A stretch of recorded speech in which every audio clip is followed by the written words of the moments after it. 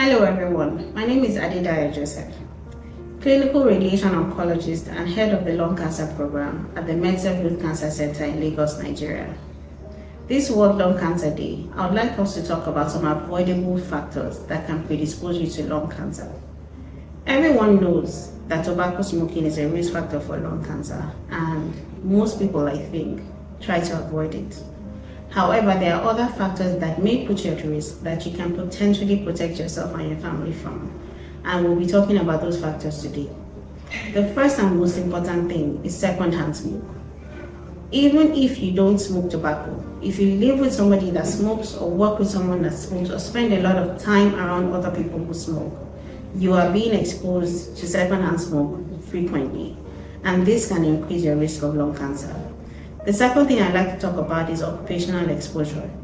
If you work in an industry with chemicals, and this can be anything from the petroleum oil industry to hair care industry, make the effort to know the chemicals that you are using in your work that are being produced either intentionally or as byproducts of your work and that you are being exposed to on a regular basis. Have a conversation with your organization. Make sure that there's an occupational health practice involved in your industry, and make sure that you learn the different ways to protect yourself and your co-workers from occupational risk factors for lung cancer. The third thing I'm going to talk about is indoor cooking fumes. So many people cook in indoor spaces with biological materials like wood, charcoal, or kerosene. These materials can predispose you to exposure to chemicals called polycyclic hydrocarbons.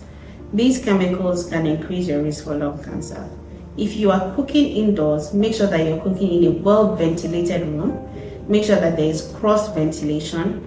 And if you're going to use biological materials like wood or charcoal, try to cook outside and not indoors. Many people who have never smoked before but have been exposed to these things develop lung cancer later in life. Finally, I'd like to talk about the newer things like vaping, e-cigarettes, and hookah, commonly known as shisha. These are things that can predispose you to lung injury and lung cancer. With hookah especially, you can be exposed to 100 times the amount of tobacco that you would be exposed to with smoking cigarettes. And this can significantly increase the risk. More importantly, many people who smoke hookah are much younger people and who do it for much longer periods of time, giving them a significant length of time to develop cancer later in life. It's important to know that these things are predisposing you to lung cancer and to avoid them. Every one of these factors that I have mentioned can be avoided. Every one of them can be mitigated to some extent. The Medserve Cancer Center has a preventive oncology program. You can come into the center, have a risk assessment based on your occupation, based on your working conditions, based on your living environment, and create a plan to protect yourself and your loved ones from lung cancer. Come in today.